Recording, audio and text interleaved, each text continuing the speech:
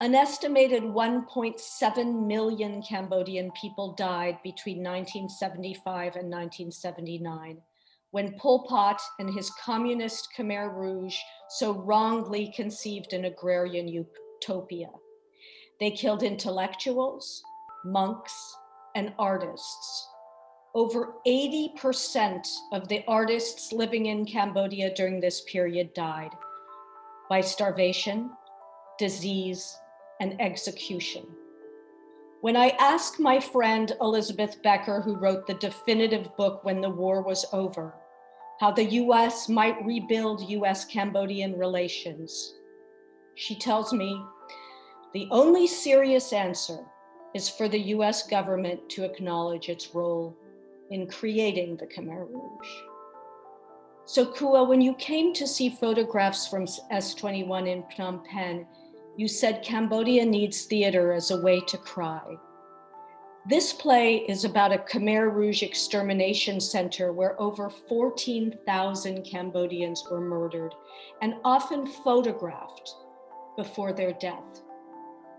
In 1997, 22 of these photos were shown at the Museum of Modern Art in New York City in a controversial exhibit. My play imagines the horror of a young woman and a young man frozen in these photos in the MoMA gallery. This evening we welcome Catherine Filloux, an award-winning playwright who has been writing about human rights for over 25 years. And Sochua Mu, one of Cambodia's most influential politicians, an outspoken, highly respected, and Nobel Peace Prize nominated politician who has dedicated her life to fighting for women's rights and democracy in Southeast Asia. The title of their talk this evening is Turning Your Body into a Compass. It's now my pleasure to introduce this evening's moderator, Alexa Jordan. She is a graduate of Vassar College. She is a playwright and actress. She's currently working on a play about reproductive justice and last acted in a virtual staged reading of Cotton's Tale. She received her first The New York Times review for her performance in There's Blood at the Wedding at the La Mama Experimental Theater Club and won the Marilyn Schwartz 7th Playwriting Award at Vassar College. She is proud to serve on the board of directors at Culture Hub and the Juanita James Memorial Scholarship Foundation. Alexa, I'm turning it over to you. I met Catherine Filloux at Vassar College when she first taught Introduction to Playwriting. Over the summer, she'd had our class read her play, Eyes of the Heart, centered around a woman living with functional blindness, a psychosomatic vision loss linked to what she and countless other refugee women saw in the years of Khmer Rouge rule. Later on, I would learn that Catherine started this play by doing an oral history project in the early 90s called The Circle of Grace at St. Rita's Refugee Center in Bronx, New York, with 23 Cambodian women. Because Catherine could never forget what these Cambodian survivors had told her, she wrote 4 plays and an opera with the legacy of the Cambodian genocide and US complicity as themes. In addition to Eyes of the Heart, these works also include photographs from S21 and the opera Where the Elephants Weep, which we'll be discussing later on with Catherine's friend, Cambodian politician and rights activist, Mu Sochua.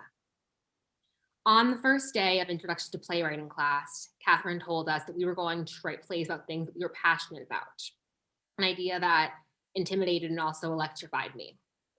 After reading Eyes of the Heart, I knew that Catherine Filloux was passionate about human rights and social justice, subject which she's been writing about for over 25 years, as Susan mentioned. Catherine Filloux is an award-winning playwright and librettist who received her MFA at NYU Tish's School of the Arts Dramatic Writing Program and her French baccalaureate in philosophy with honors in Toulon, France. Her work has been widely anthologized and her plays have been produced around the US and internationally. Catherine has been honored with the 2019 Barry Lopez Visiting Writer and Ethics and Community Fellowship, the 2017 Otto Rene Castillo Award for Political Theater, and the 2015 Planet Activist Award. To learn more about Catherine's work, you can view her full bio in the chat here, and also visit her website, which is also linked in the chat. What I did not know when I sat down in Catherine Filloux's class all those many years ago is that she would become my mentor, professional colleague, and most importantly, my friend. I've been lucky enough to work on many projects with her in numerous capacities and also to serve on the board of Culture Hub with her. Culture Hub is a global art and technology community that was born out of decades of collaboration between La Mama and the Seoul Institute of the Arts. Culture Hub is also where we produced and live streamed Catherine's web story, Turning Your Body into a Compass, which we'll be discussing today. Without further ado, please welcome Catherine Filloux. Hi, Catherine. Hey, Alexa. Thank you so much, Alexa, for that beautiful introduction. It's an honor to be here, and I'd like to thank Susan Spurlock, Mu Sochua, and Pat Davis, among many others. We'll start with 2 clips from Turning Your Body into a Compass about a human rights advocate and a neuroscientist working to expose the trauma inflicted on children separated from their families. Sophie's science shines the light on how we're damaging our children's brains. And Jean fights within the structure of a non-governmental organization. Raices, the immigration organization participating in the play's live chat at the end, identifies our deportation crisis as a chance for the US to find its soul again. Can Jean and Sophie move us closer to this country's ideals? Our first clip introduces the girl and her mother, filmed by Daria Summers. And we also briefly see the boy, Mateo, who fears his mother will be deported to Mexico. Mateo is played by Felipe Salinas, the girl by Caitlin Campos, and the mother by Dana Yanuzzi. The 360 video link will be in the chat, and later you can experience it in 360 on YouTube. But right now we have these screen recorded clips to share. East, west, north, south. They're coming from the north, and the others are being sent south.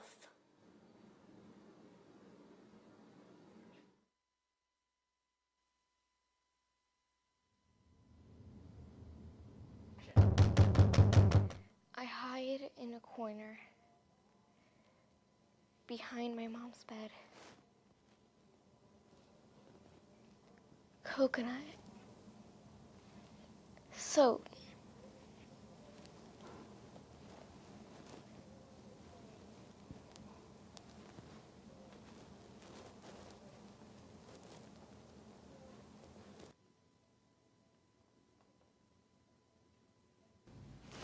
Goodbye.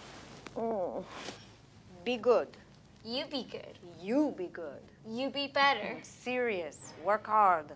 See you soon. See you soon. Be careful. Shh. Don't forget your books. Kiss me again. You smell good. You have to go.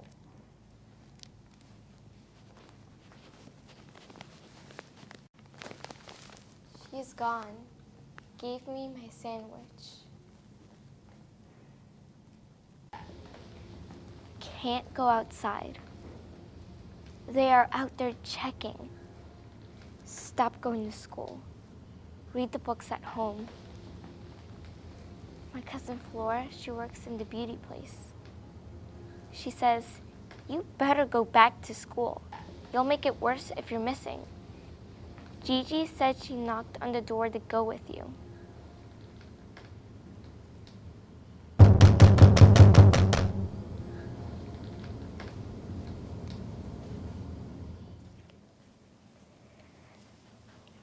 I hide in a corner behind my mom's bed.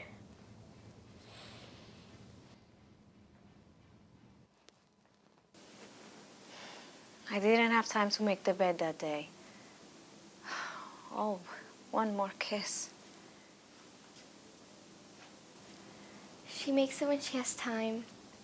Always rushing. When I have bad dreams, She takes me in there. I come to the side of the bed. I had a bad dream. It will pass. No, What happened? I can't remember. See? Not so bad. He's gone. I'm afraid. I was the associate producer and outreach coordinator on Turning Your Body into a Compass, and I'm just so proud and honored still to have been involved in this really incredible unique project. Later on in that part of the web story, there's this line, the word raid is in the word raid, that she says, and that's really always just stuck with me, and I'll never forget that we filmed that part of the piece. Such a powerful opening, Catherine, and could you tell us why it was so important to start the web story in that way, with the little boy, Mateo, and the mother and daughter at center of this piece? Yes, I wanted to follow the boy Mateo on his journey. And this is the prop that Mateo used throughout. And he uses it to mark it as a compass, showing north, east, west, and south. And soon you'll find out what the prop signifies. I wrote the scene with the mother and the girl to pose the question, how is it possible for adults to put children in such fear, and therefore mothers in such fear as well? It's a question we should all be thinking about really every day. And, you know, we now know that the current separation and deportation policies are causing and have caused irreparable damage that will alter children's brain development in ways that will affect them for the rest of their lives. Tell us more about your interest in the neuroscience piece here and how you came to learn more about that so you could bring it to attention and to light here to pose those questions. Right. So my play about Cambodia that you mentioned, Eyes of the Heart, involved post-traumatic stress disorder way back when I started in the early 90s. PTSD was not such a term that was used. And then as I was reading recently or more recently about the trauma that children had with deportation, I wanted to explore how that trauma affected the child's brain. And so I created the role of Sophie as the neuroscientist.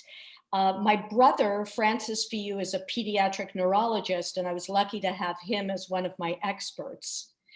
So that's a little bit about how I got into that story. I wanted to share a clip now, which is with the boy Mateo, his mother Christina, and Jean Hatch, who's the human rights advocate. And Christina is played by Belen Moyano, Jean Hatch by Nadia Bowers, and the other boy's mother by Laura Lockwood. So we'll take a look at this clip now. Great. I don't have any goggles, Jean. He was in the pool. He was just playing. It says warning on the side. He threw the toy under the water. What happened? Theo did not understand. He didn't know. It says only throw item underwater and not at another person. Use of goggles. He didn't understand. I didn't see the message. We are afraid they will call the police.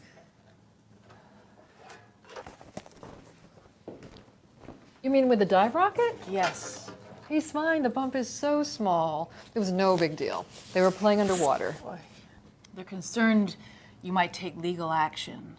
Because he threw a toy? There was a sign on the side, warning, Mateo said. There are signs everywhere. On coffee cups. If you have to be careful about every little thing, you can't live. So he's okay. The bump, He's fine.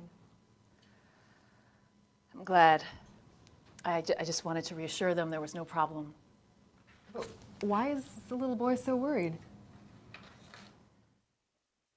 Wow, that last line, why is the little boy so worried, also stays with me every day.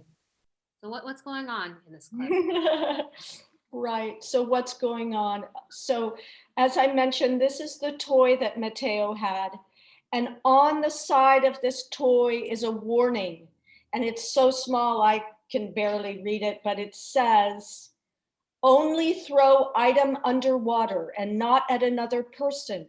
Use of goggles is recommended while playing. So hypervigilance and trauma are at the core of what happens to Mateo. He thinks that since he hit the little boy and there's a warning on it, that this is going to put him and his mother in danger. And the mother of the son who was hit just cannot understand how hitting her son with a little and causing a little something on his head is cause for so much fear. And so Jean Hatch is trying to appease Mateo and his mother's great fear. Mateo and Christina, meanwhile, think that the police will come based on this small incident and that Christina will be deported. And it shows how she is in constant jeopardy. Yeah, absolutely. I mean, the other boy's mother also says, if you have to worry about every little thing, you can't live. And she's right. Exactly. So it just really touches me. Kind of a double standard. Yeah. Right, exactly. She really can't imagine the reality in which that toy, I love that you have that there, that dive rocket, causes such alarm for this little boy and his mother's life. It's unimaginable, and yet it is reality. Yeah. Catherine, what was, it's a simple question, but I'm so curious, what was really your goal with this piece? And here we are, it's been almost 2 full years since we recorded it. And did you think the piece would still be so relevant today, almost 2 years later? Well, I obviously did not, and I hoped that it wouldn't be. Every day that I wake up is a day to think about what to do, and I admire the advocates who work on this night and day. There are so many of them. I'm hoping that this free web piece, which is called Turning Your Body into a Compass, can be a call to action. One of the reasons that I wrote it in this way is that I had noticed that there's a large portion of population everywhere that is left out of the theater. They aren't able to go. And so I wanted to create a digital story with elements of live theater. And that was before COVID in May of 2019. So I hope that you can go to the link and navigate the 360 environment on your computer or phone. It's a lot of fun. It's now being posted, I think, in the chat, so you can find it there. And it's just Turning Your Body into a Compass at YouTube. And what's great is at the end of the piece is a live chat with Erica and Jola from Raices and Graham Russell from Rights Action. And Alexa is actually monitoring that as well. So we hope you can watch it. And I'd love to hear what you all think of it. Yeah, I'm so, I too hoped that this piece would not be relevant at this time, but I'm so grateful that we were able to film it in this way, because if it had to still be relevant, I'm so grateful that we can watch from our homes. And you mentioned populations that unfortunately cannot see live theater in normal times, but here we are in this pandemic and none of us can go see a show the way we'd like to. So of course, heartbroken that we are still in a situation, but really grateful that this is available. And I hope that you all will tune in to watch, because it was really just such a gift to work on with you, Kat. Thank you. And it was so strange that we did not predict COVID when we decided to do this project. Yeah. It's really the first thing not the first thing, what people often ask, is that what you were thinking about? And I think, no, we were not thinking about a pandemic. We didn't know about that pandemic yet. Yes, yes. So Alexa, you mentioned before about my work regarding Cambodia, which I began 30 years ago. And I am so thrilled to introduce my friend and colleague, Mu Sochua, who is here to discuss this. I'm here. Oh, you're here. Okay, great. Hi, Sochua.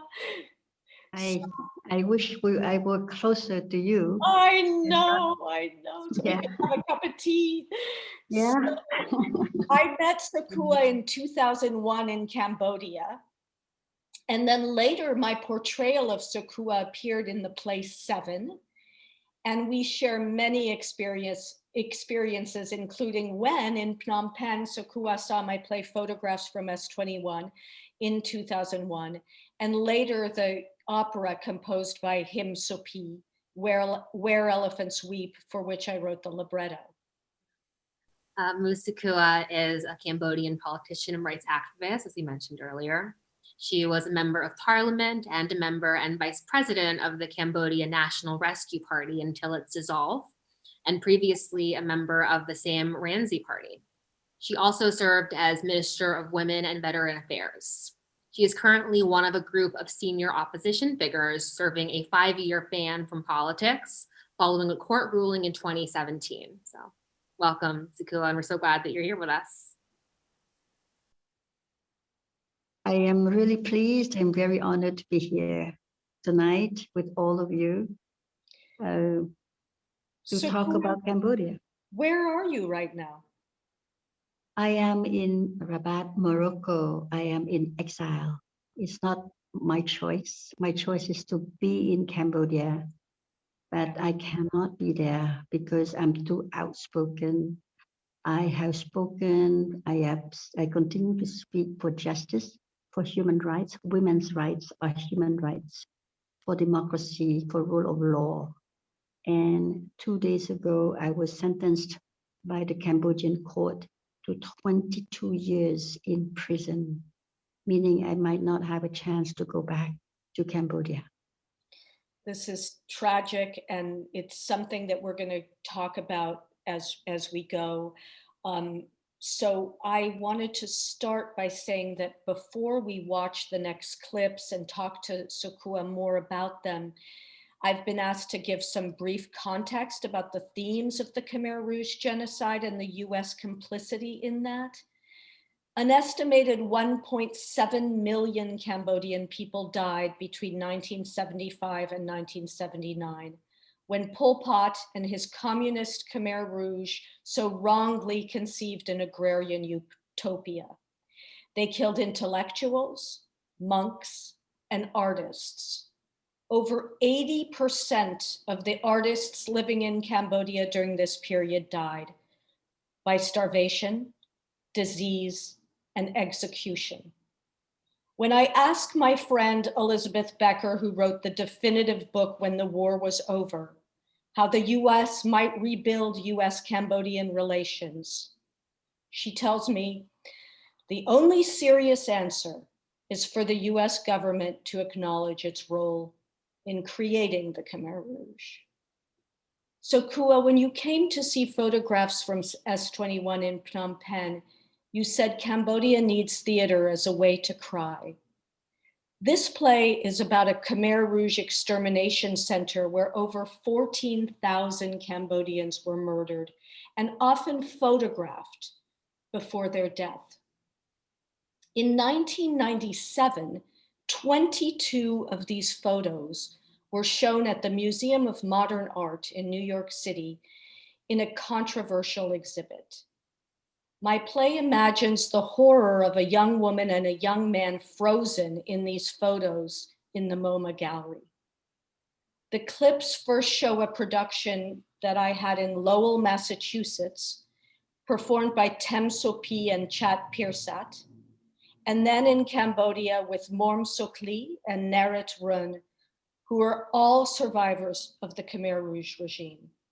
Here are the clips.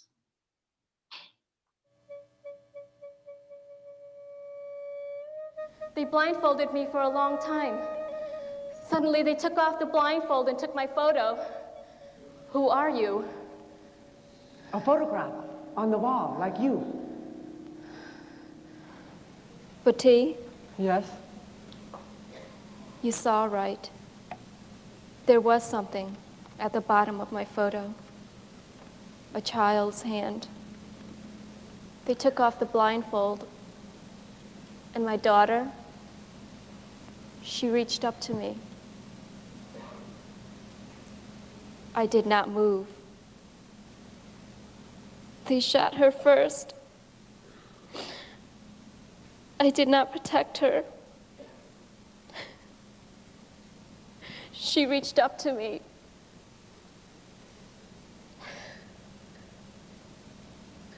I was born in the labor camp in 1976. It just, brings a chill to me to do this play and to realize that, things like this happens not only in my family, but in other families too.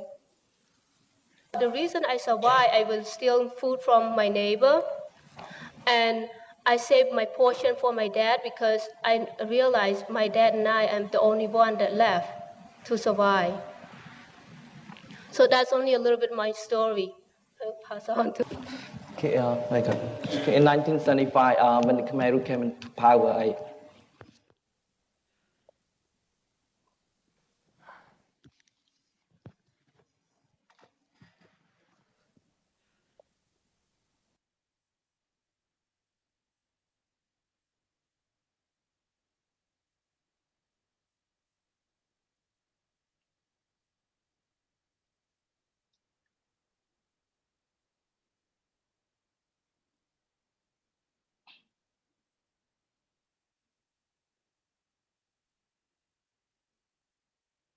So Sochua, this is the play that you saw in Cambodia when we first met in 2001.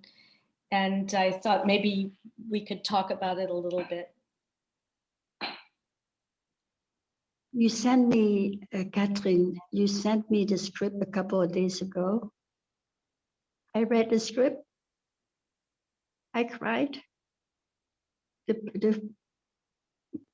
The short, what we just saw,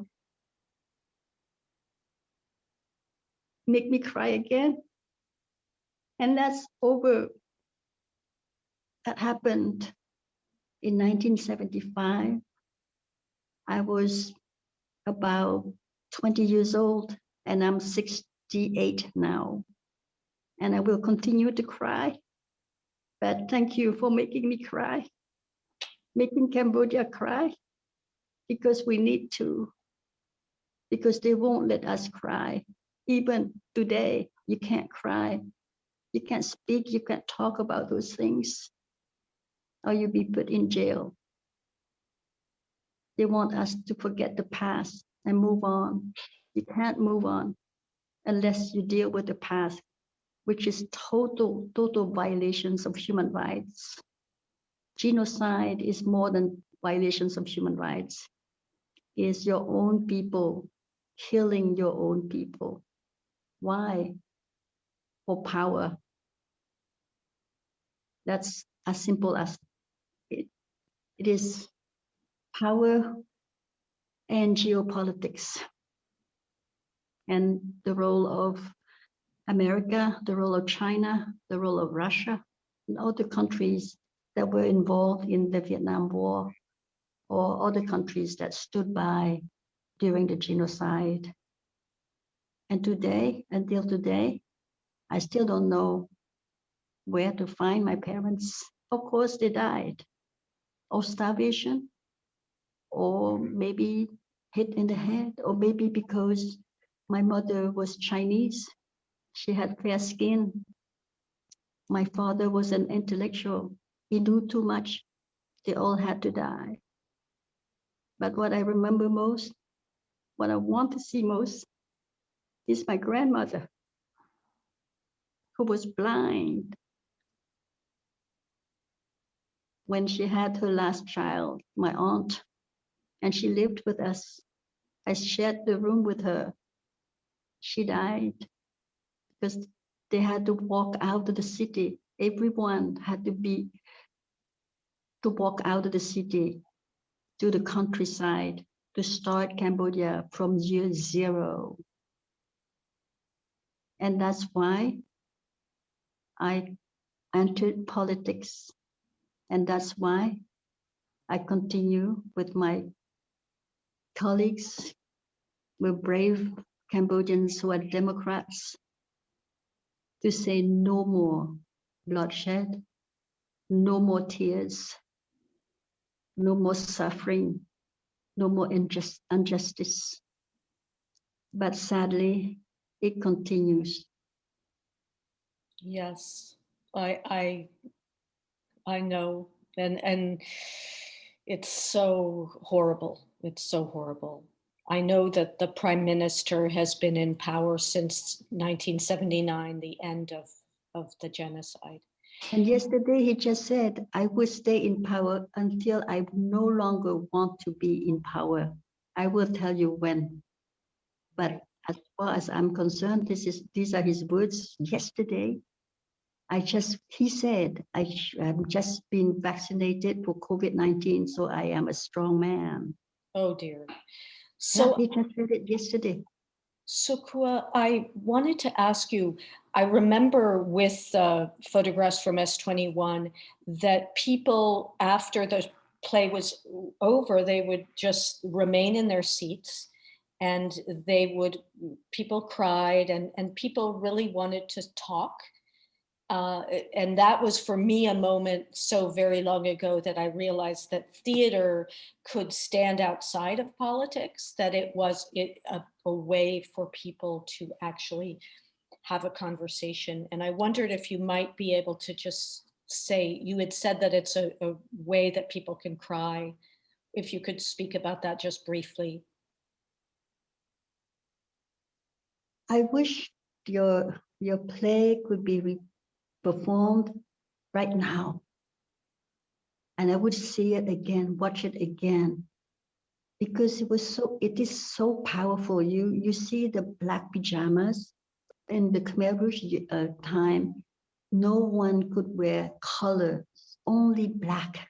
Right. Just the blackness of the darkness of the moment. And the play, Catherine, how do you capture the soul of two, these actually are real people, that not just photographs. Of course, in the play it's photographs, but they are real people who were tortured to death at S21. And to have those two, the man and the woman, talk to each other so that they could talk about what happened. What happened to them was what happened to millions of Cambodians at that moment. And that's why we needed to cry, because we could not, although we talk about it all the time, about what happened during the Khmer Rouge years, but we talk without feelings. But watching the play, you watch it with the soul, with your soul. That's why people cry. Mm. Also, I was so amazed when we did the play that the amazing actors, Mu Sochua and Nurit Run, who in fact had been introduced to me by Riti Pan, they insisted on going to Tol Slang, to the S21, that's the other name for it, and taking the pictures again. And the photographer, the amazing photographer, Rami Samak, who took the photos that you just saw, also took those photos. So it was really a remarkable opportunity to see amazing Khmer artists at work. And Mu Sochua, the woman, is an actress who has become a friend and who I have such admiration for. So thank you. Thank you. I wanted to just go on a little bit to the other performance, which you saw also in Phnom Penh, which was the live performance of the opera Where Elephants Weep, which was composed by Him Sopi, and I wrote the libretto. We discussed, Sochua, that the opera was sold out and had a live run in the Chenla Theater, and then it was shown on national television in Cambodia, and then it was banned. And so I wanted to get your opinion about why you think it was banned and talk about that. But before that, we'll just show a brief clip. And it's a story about Sam, a refugee from the Khmer Rouge genocide that leaves the US and returns to his homeland, where he falls in love with Bopa, a Cambodian rock pop star. And the performer Yang Si Tol starred in the show. You'll see him right at the top, and with an ensemble of Cambodian and US Broadway artists.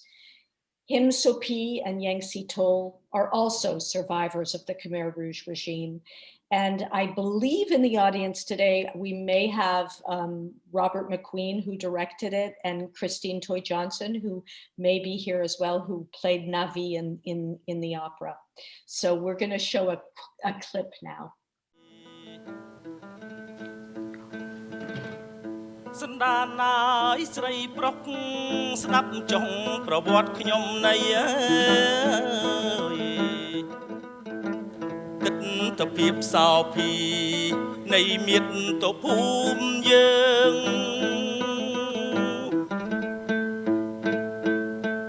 យើងរស់ក្នុងភាពអនុគ្រោះនិងសេរីភាព I think the key is that we are all so implicated in these issues because a lot of times Americans don't know a lot of things about these countries. But the thing that we do know is that we carpet bombed Cambodia, and that created an imbalance. អស់រយៈពេល12ឆ្នាំដែលអាមេរិកកាំងបានទម្លាក់គ្រាប់បែក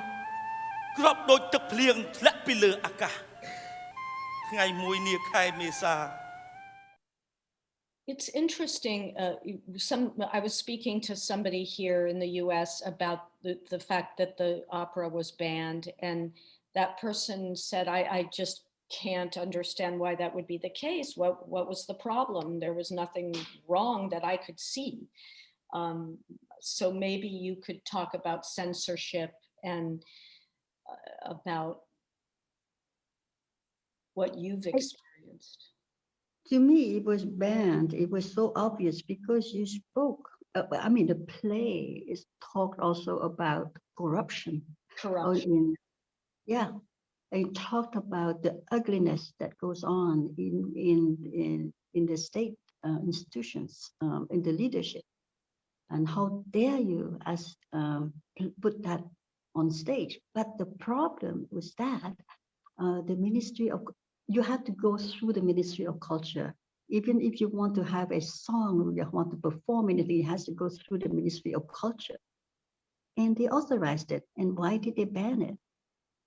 Because they did authorize it because in fact, there was a very high official who gave a long speech before the opening. And yeah, so maybe they didn't read it. I don't know. No, because the performances, each performance was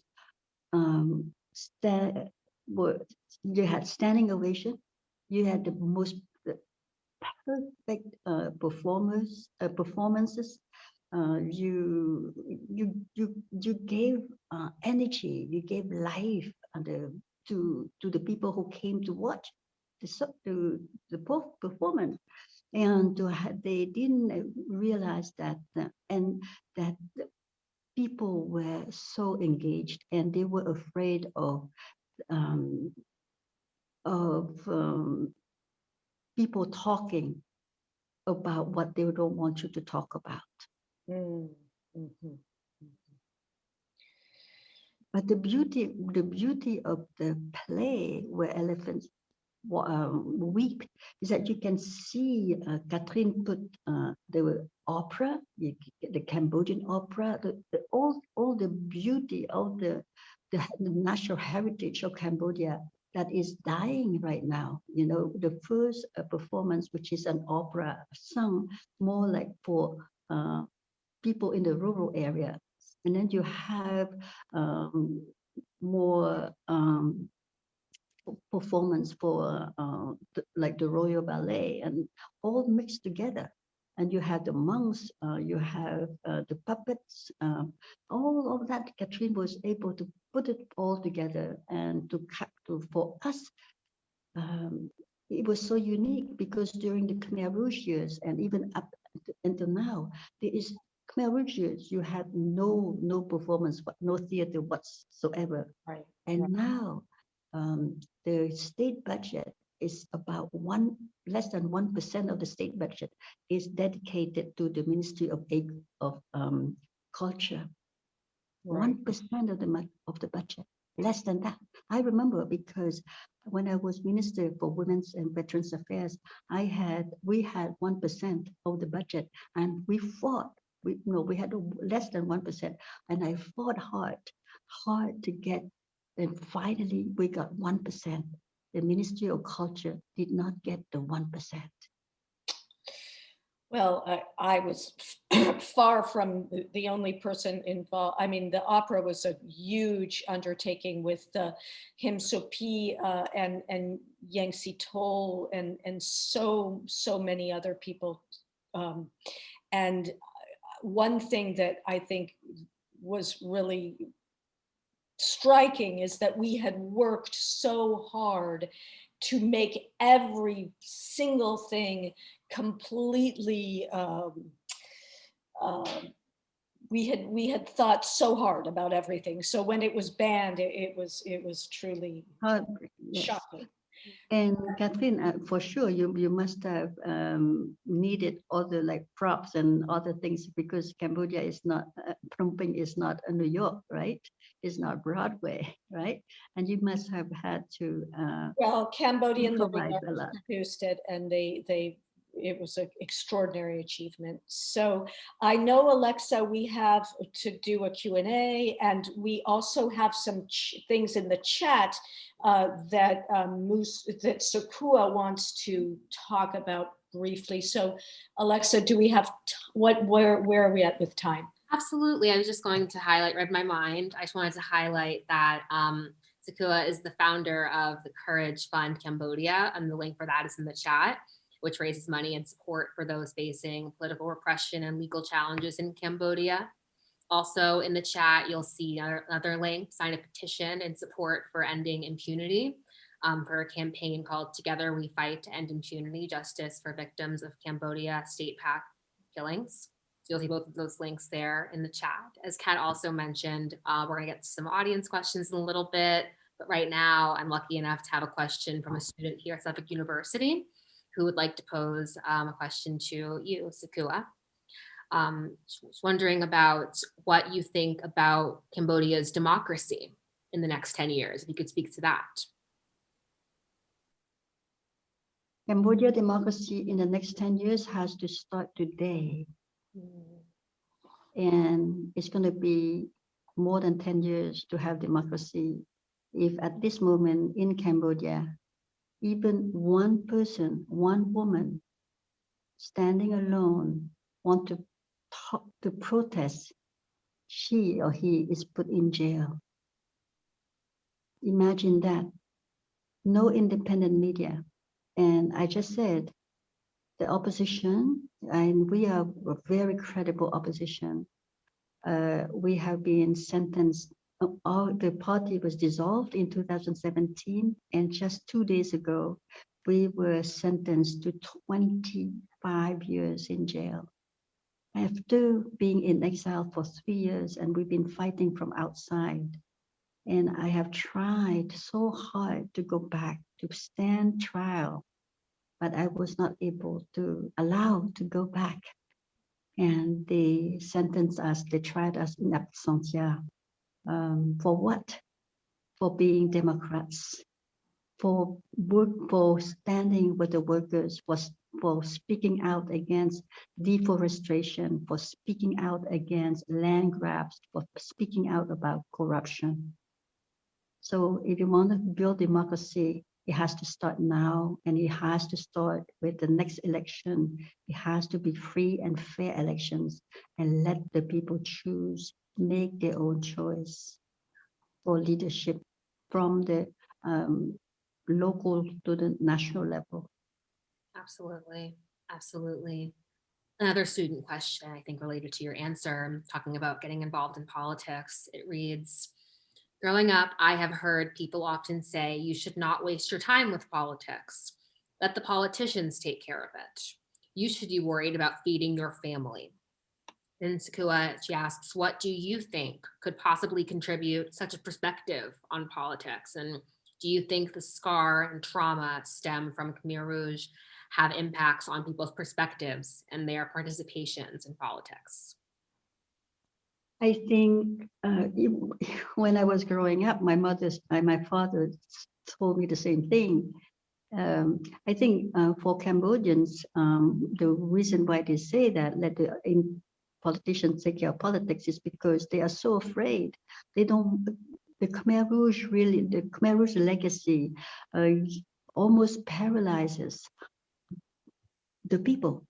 Speaking against a powerful person, even the village chief, is like yourself being. There's another saying that goes, "If you are just an egg, he is a rock." Don't even think about questioning him. And that's why we have to change the mentality. That's why we have to challenge this kind of mindset. It is even in America or anywhere where there is no democracy until the people are involved in democracy, until people you define what democracy is. No one else can define for you. Defining it means you speak your mind. Defining it means to fight for your own values, for your own dignity. Otherwise, you let other people decide for you, for your life, for your nation, and that is not going to be progress. That is so powerful. Thank you. And I really encourage everyone to visit the links in the chat and learn more about what Skilla is talking about. Catherine, we have a question for you from the audience. We talked earlier about your interest in human rights and social justice and how that's been so clear to me since the day I met you. The audience members wondering, I'm wondering too, how you sort of take up these issues and sort of what your process of taking facts and stories from the news and then transforming them into powerful theater, as we've seen firsthand here today. What's that like for you? And take us inside that. Thank you. Yes. So usually the way I work is I try to think about the most burning issue that I can't let go of, that I just, because writing a play takes a long time. So I try to really think carefully, what do I want to dedicate this time to? And so through the years, it's been Hurricane Katrina, it's been the deportation with children, it's been clearly Cambodia, and also femicide around the world. However, the idea of taking it from the news is true. However, I work within communities. And so my process is to find the communities where these stories and events are happening, and then become a listener. And I try to listen, and I try to mostly at first just listen, and then that listening will take me down the path of figuring out where within the community I can continue to search and where my story is going.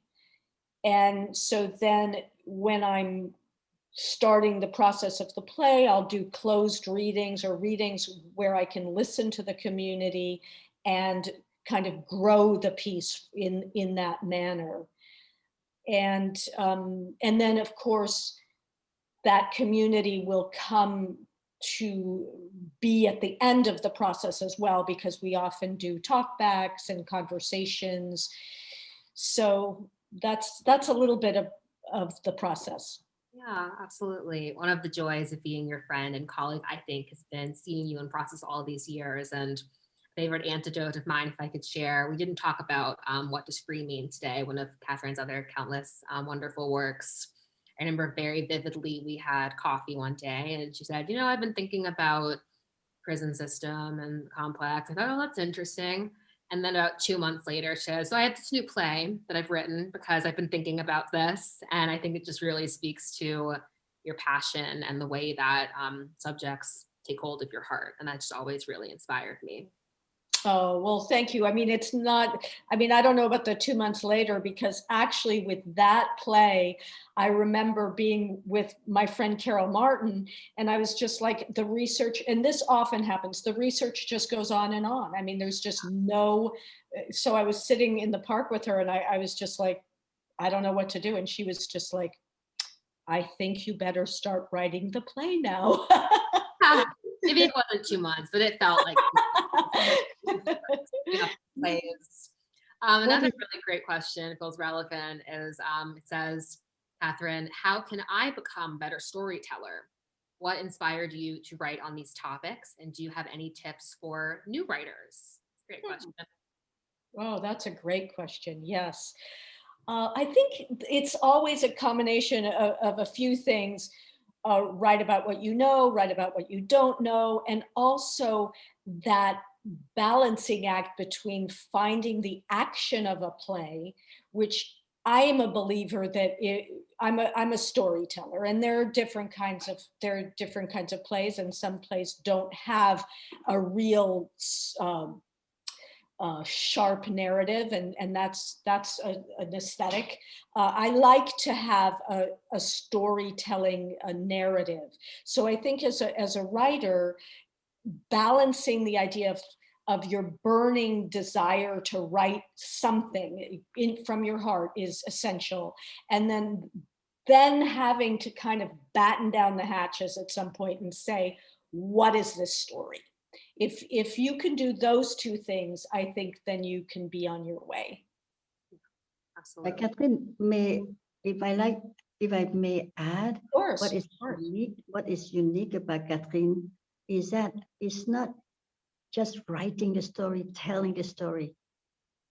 It's but the question to you, Catherine, how do you introduce and weave together the culture, the complexity of the trauma, but it all come together so in such a way that is so real. It's more than storytelling, right?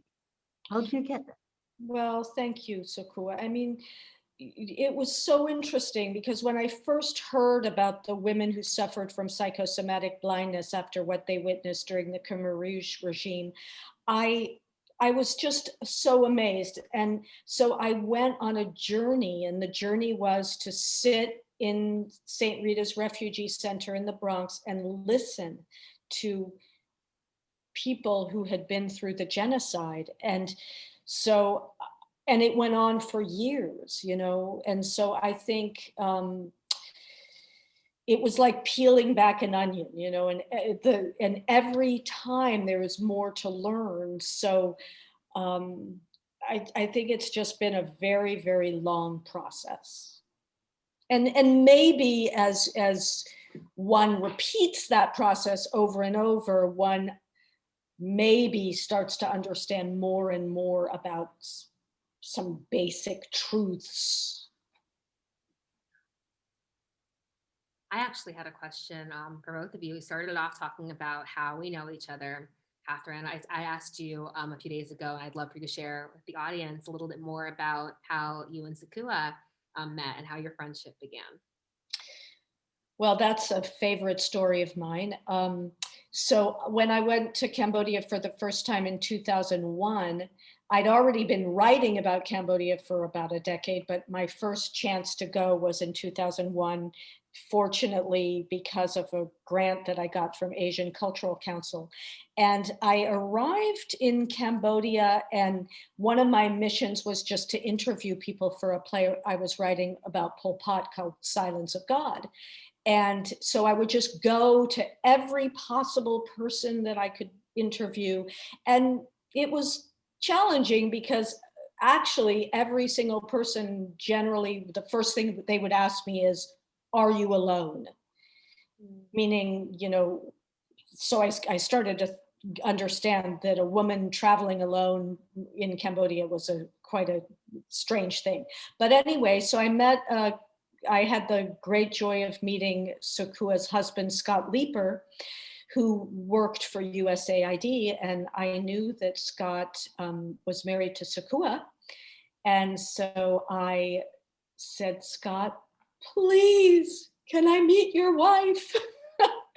And so he said, he introduced me, or he put us together, and then Sochua came in a car to the front of this humble hotel that I was staying at called the Goldiana, and we went out to dinner.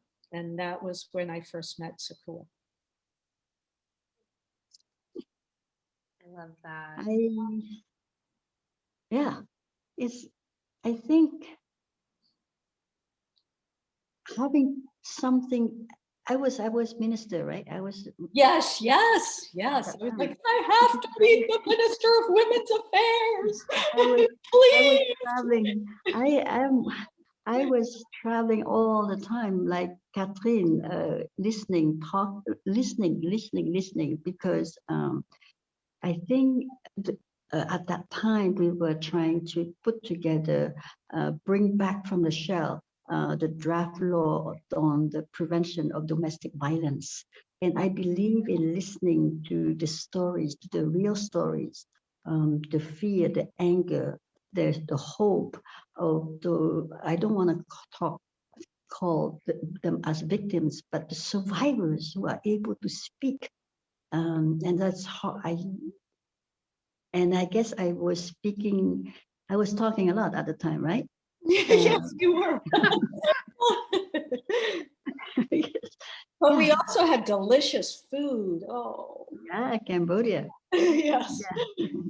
Right. I believe very strongly in the campaign, always on the campaign trail. I was always on the campaign trail.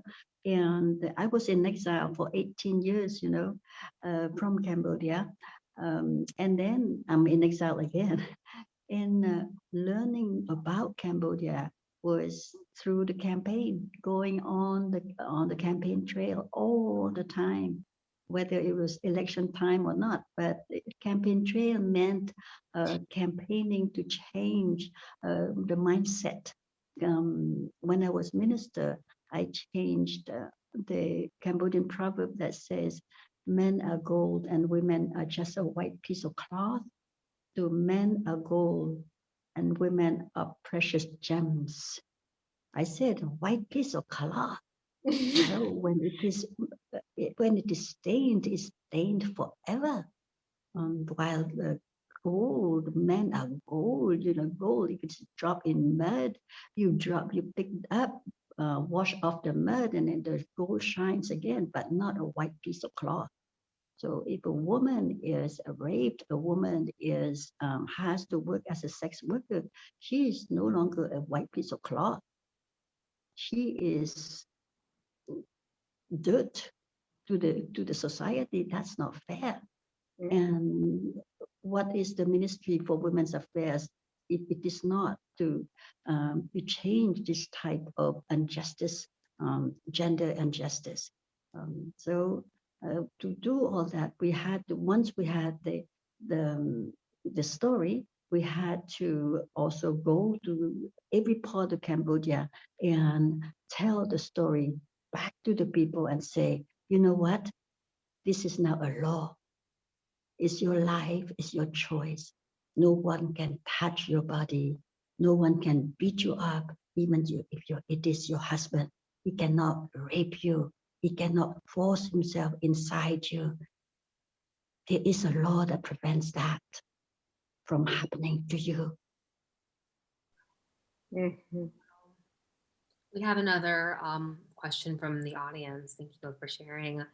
Kat, I believe, given how deeply you embed yourself in the experience of trauma as you write, how do you carry and maintain your own health as you write so passionately about the suffering of others? Thank you. Yes. So I think one of the positive points of doing what I do is that I believe very strongly in my responsibility as a US citizen. I'm also French. My parents are French. And so as a French citizen, and I grew up, I was born in 1960, and I did not think that the world would proceed in the way that it has. And so I think that one of my inspirations is to work for change, and that is a healthy action. And that also I'm very lucky, extremely fortunate to be able to be a writer and to live in a situation that allows me to do so. So those are some of the positives. Absolutely, absolutely. Question for Sochua also. Thank you for answering that, Kat. Someone's wondering, how are the issues we're talking about today sort of being taken by Cambodian citizens? Is there any dominant narrative excluding this issue? I didn't hear the question. Was it for me? It was. Can you hear me now? Yeah, much better. All right. The question goes, how are these issues being taken by Cambodian citizens? This is what we're talking about here today. And is there any dominant narrative excluding this issue? There are two sides to it. You have Cambodians outside in the diaspora. They are in countries that are more democratic, but people inside Cambodia practice a lot of self-censorship because they know one single word could land them in jail. So, but at the same time, thanks to social media, we are able to communicate, we are able to express our opinions up to a point. So I think it is important, very important, for the world to understand that in the countries like Cambodia, when people are afraid to speak, it doesn't mean that they have no opinions. They have more opinions, but they know that even once you say one word, and if the guy doesn't like it, if the village chief doesn't like it, he can report. So it is really, really important for us outside to continue to talk about the value of free speech, of freedom of expression, the value of human rights. And so to encourage people inside who are afraid to say together, one by one, they may put you in jail, but together, speak together. That's how change can happen. Yeah, absolutely. And, going back to that last question that I asked Catherine about trauma in her writing, you deal so much with trauma in your life and in your work as well. Sochua, I wonder if I could pose that same question to you about how you carry and maintain your own health as you work within these issues and talk about these experiences. By focusing on the change that you want to happen and not focusing on what is this done to you, but rather what you can do to bring about that change. How can you mobilize? How can you make sure the suffering won't happen? And that's why you cannot stop from fighting for justice. And I like to bring to the audience's attention that we have a campaign online to end impunity in Cambodia on change.org. To now, we have over 59,000 signatures. We're trying to collect 500,000. objective of this campaign and impunity in Cambodia is to bring up to take the cases of the killings that are organized by the state to justice, to a court that is independent. We have artists, we have human rights defenders, we have monks, we have environmentalists, we have union leaders who have been murdered up and since the 90s and until today. We know who is behind, but we need a real court of justice to put these people on trial so we can end impunity. So I encourage you to please take a look at change.org to end impunity in Cambodia. Don't just sign the petition, but share it as widely as possible. Absolutely. I want to echo that and remind everyone the petition link was just shared again in the chat, so you can view it there and please sign it. And as Sochua mentioned, please learn more about that. As much as I would really love to keep the conversation going and keep talking to you both all night, unfortunately, we're coming to a close. So I just wanted to take the time to thank everyone who tuned in tonight and wrote us questions, the student that I read questions from earlier. And of course, just the biggest thank you to Catherine and Sochua for this wonderful, just so incredibly impactful, memorable conversation tonight. I know I'll be thinking about it, and I really hope that everyone enjoyed it. I'm just going to say thanks to everyone, and that if you want to ask me any questions or write to me, you can reach me at my website, which is my name, catherinefilloux.com. And also, I hope you will continue to think about all this, and thank you so much. Catherine, Sochua, and Alexa, my heart is full. Thank you so much for this beautiful presentation.